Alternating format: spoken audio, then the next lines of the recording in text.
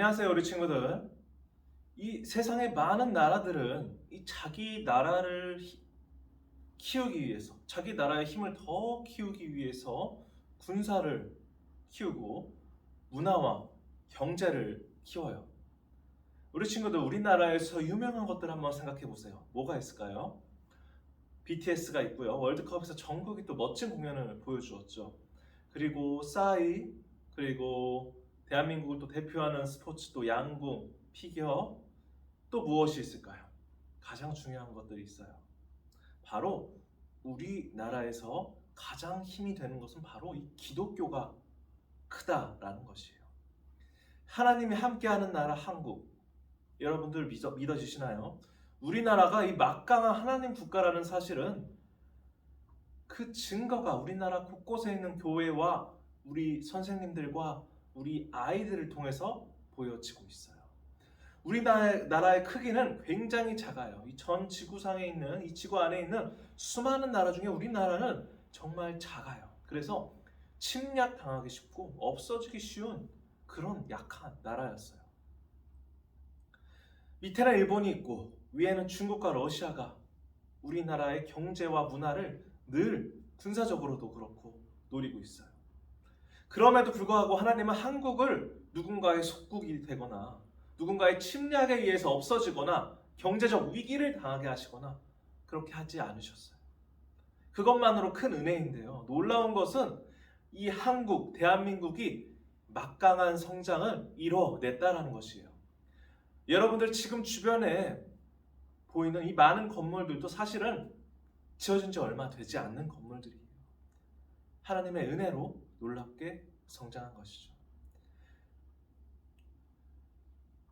오늘 성경의 말씀에도 이 이스라엘도 처음에는 그렇게 강력한 나라가 아니었어요. 하나님께서 은혜를 내려주시고 왕을 세워주셨기 때문에 그 어려운 블레셋 장수도 잡았고, 그리고 당시 암몬 족속도 이스라엘 왕국과 이 다윗 나라를 위협했어요. 그런데 이 하나님의 은혜로 커지자 이 암몬 족속에게도 친하게 지내자라고 얘기했어요.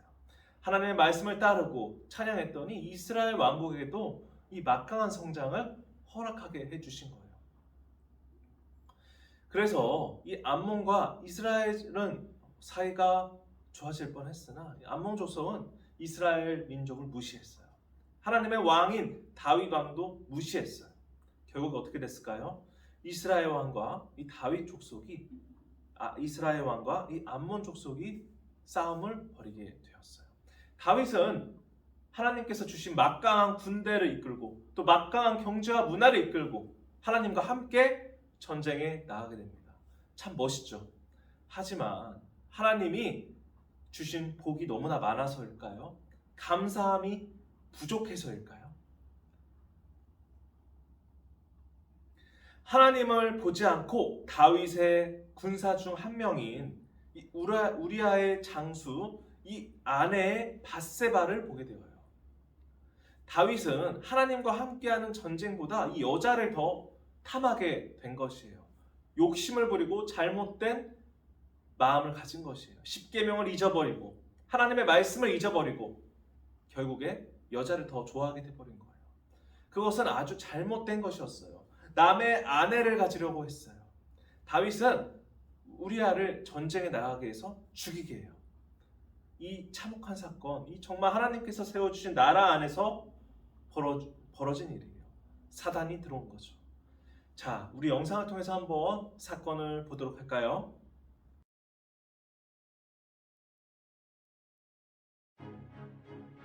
다윗은 이스라엘의 왕이었어요. 왕에게는 전쟁에서 군대를 이끌어야 하는 책임이 있었죠. 하지만 다윗은 부하들만 전쟁에 내보내고 자신은 예루살렘 왕궁에 머물렀어요.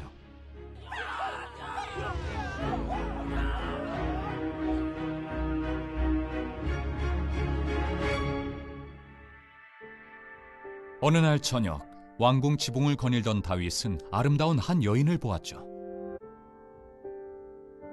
바로 다윗의 군인 중 한 명인 우리아의 아내 밧세바였죠. 다윗은 신하를 보내 밧세바를 왕궁으로 불렀어요. 얼마 후 다윗은 밧세바가 아기를 가졌다는 소식을 들었어요. 바로 다윗의 아이였죠. 다윗은 자신이 잘못했다는 것을 알았어요. 자기 아내가 아닌 사람과 아기를 가져서는 안 되니까요. 다윗은 사람들이 자신의 잘못을 눈치채지 못하도록 한 가지 계획을 세웠어요. 다윗은 전쟁터에 있는 우리아를 부른 후 집으로 가서 아내와 시간을 보내라고 말했죠. 하지만 우리아는 다른 군인들은 전쟁터에 있는데 자기만 집에서 쉬는 것이 옳지 않다고 생각했어요. 그래서 그는 집으로 가지 않고 왕궁 문 앞에서 잠을 잤답니다. 계획이 실패하자 다윗은 다른 계획을 생각해냈어요. 이번에는 군대를 이끄는 요압에게 편지를 보냈어요. 편지에는 우리아를 싸움이 가장 치열한 곳으로 보내 죽게 하라고 쓰여 있었어요. 요압은 우리아를 가장 위험한 전쟁터로 보냈고 충성스럽게 싸우던 우리아는 결국 죽고 말았어요. 다윗은 밧세바를 왕궁으로 데려와 아내로 삼았어요. 그리고 밧세바는 남자아이를 낳았어요. 다윗이 저지른 모든 잘못을 아시는 하나님은 다윗의 행동을 기뻐하지 않으셨어요. 하나님은 선지자 나단을 보내 다윗을 꾸짖으셨어요. 나단은 다윗에게 가축을 아주 많이 가진 부자의 이야기를 들려주었어요. 부자의 집에 나그네가 찾아왔는데 그 부자가 가난한 사람의 하나뿐인 양을 빼앗아 나그네를 대접했다는 내용이었어요. 다윗은 화를 내며 그 사람은 죽어야 한다. 왕이 바로 그 사람입니다. 하나님이 다윗에게 왕의 자리를 주셨는데 우리아를 죽이고 그의 아내를 빼앗았기 때문이죠. 다윗은 하나님께 죄를 지었다는 것을 깨달았어요. 죽을 죄인 바로 자신이었어요. 왕은 죽지 않을 것입니다. 그러나 이번 일로 하나님께 죄를 지었으니 왕의 아들은 죽을 것이라고 했어요. 다윗은 하나님께 자신의 죄를 고백하며 기도했어요. 하나님, 제 마음을 깨끗하게 만들어 주세요. 다윗은 어떤 제사로도 하나님을 기쁘시게 하거나 자신의 죄값을 치를 수 없다는 것을 깨달았어요. 하나님은 다윗의 마음이 죄를 미워하는 마음으로 바뀌기를 바라셨어요.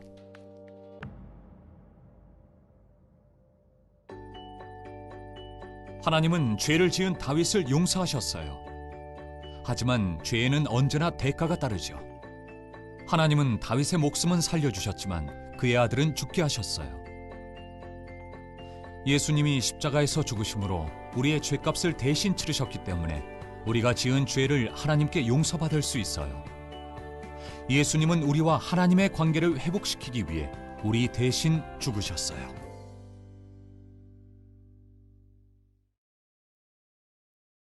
여러분들, 다윗이 지었던 죄 때문에 다윗은 하나님과의 관계가 깨지게 되었어요. 하나님은 선지자 나단을 보내서 다윗을 꾸짖으세요. 그리고 이 부자의 비유를 들어서 이 가난한 사람에게 하나뿐인 땅을, 하나뿐인 소유를, 하나뿐인 양을 빼앗는 사람이 바로 다윗이다. 이 다윗과 같다라고 이야기해요.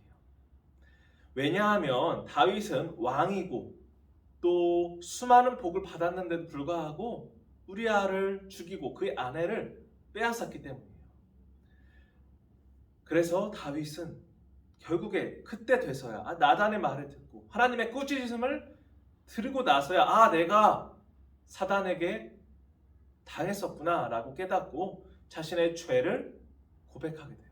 그리고 시편 51편의 그 내용의 고백을 하게 되는 것이죠. 1편을 읽어드릴게요. 오 하나님, 주의 한결같은 사랑으로 내게 자비를 베풀어 주시옵소서. 나를 불쌍히 여겨주시고 내 모든 잘못을 없애주소서. 내 모든 죄악들을 다 씻으시고 내 모든 죄들을 깨끗하게 하여 주시옵소서. 내가 저지른 잘못을 알고 있으니 내 죄가 항상 내 앞에 있습니다. 하나님의 한결같은 사랑, 이 한결같은 사랑은 변함없는 영원한 사랑을 뜻하고 있어요.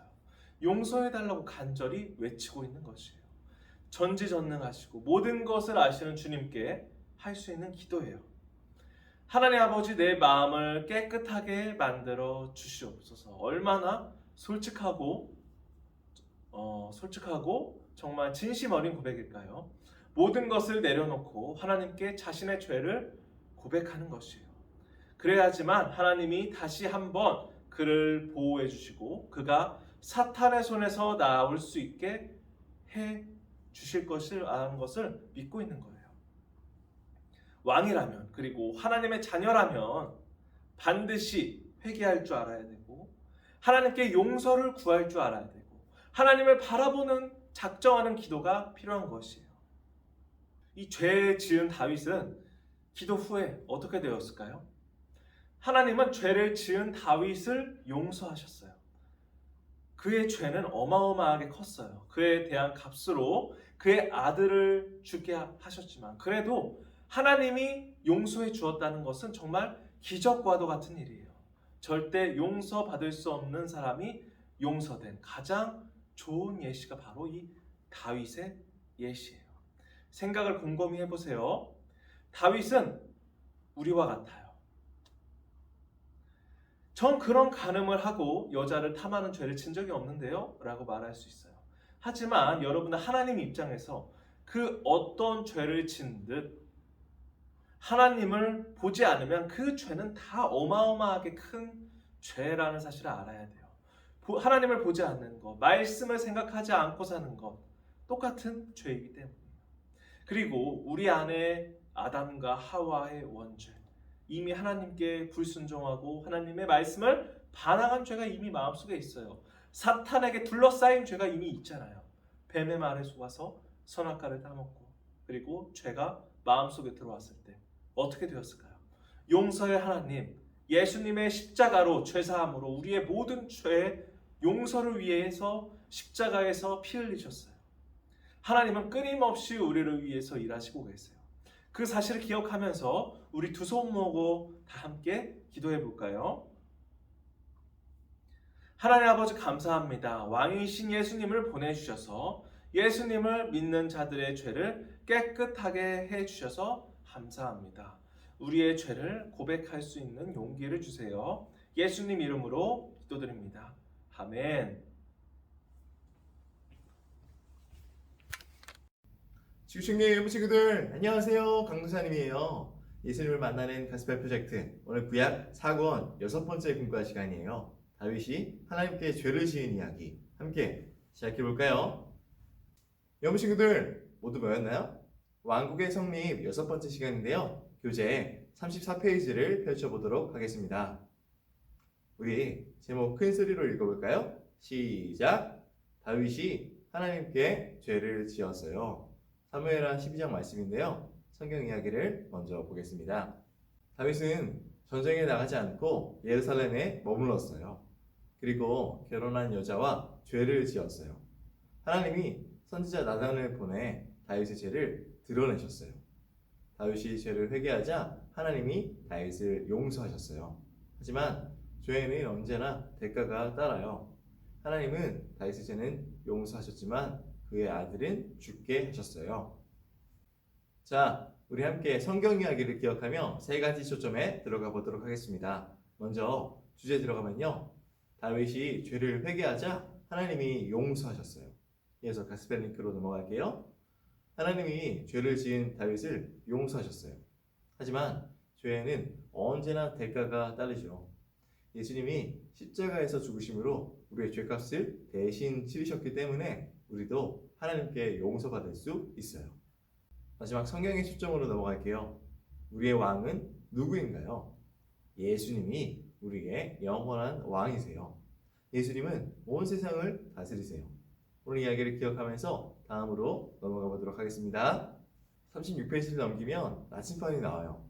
다윗의 찬양 시간인데요. 글자에 받침이 빠져 있네요. 빠진 받침을 적어 시편 47편 7, 8절을 완성해 보세요. 잠시 화면을 멈추고 진행해 보겠습니다. 친구들 잘 보았나요? 정답이 맞는지 앞에 화면을 참고해서 확인해 보도록 하겠습니다. 다음 순서는 탐험하기 시간인데요. 나단이 다윗에게 라는 순서예요. 나단 선지자는 다윗에게 무슨 말을 했을까요? 양 그림에 힌트가 있어요. 잘 보고 문장을 완성해 보세요. 잠시 화면을 멈추고 진행해 보겠습니다. 친구들 잘 보았나요? 정답이 맞는지 앞에 화면을 참고해서 확인해 보도록 할게요. 다음으로 넘어가 보도록 하겠습니다. 이번 시간은 보물상자 시간이에요. 예수님을 믿고 죄를 회개하면 하나님은 우리의 죄를 용서하세요. 이 사실을 알고 나니 어떤 기분이 드나요? 그림이나 글로 표현해 보도록 하겠습니다. 마지막 조중 미션이에요. 옆에 멋진 그림이 있는데 그림을 색칠해서 완성하고 아래 가족과 이야기해요, 가족과 활동해요를 한 뒤에 인증샷을 보내주는 친구들에게 달란트를 드립니다. 인증샷은 반 선생님께 보내주세요. 마무리 기도하겠습니다. 하나님 아버지, 말씀을 통해 하나님의 백성을 항상 복된 길로 인도하여 주시니 감사해요. 하나님이 주신 복을 통해 하나님을 영화롭게 하고 세상을 축복하는 우리가 될 수 있도록 인도해 주세요. 예수님의 이름으로 기도드립니다. 아멘. 공과 시간까지 함께 해주신 친구들, 하나님께서 너무나 기뻐하실 거예요. 하나님의 말씀을 항상 가까이 하는 우리 영혼 친구들 되길 바라요. 그럼 다음 시간에 또 만나요. 안녕.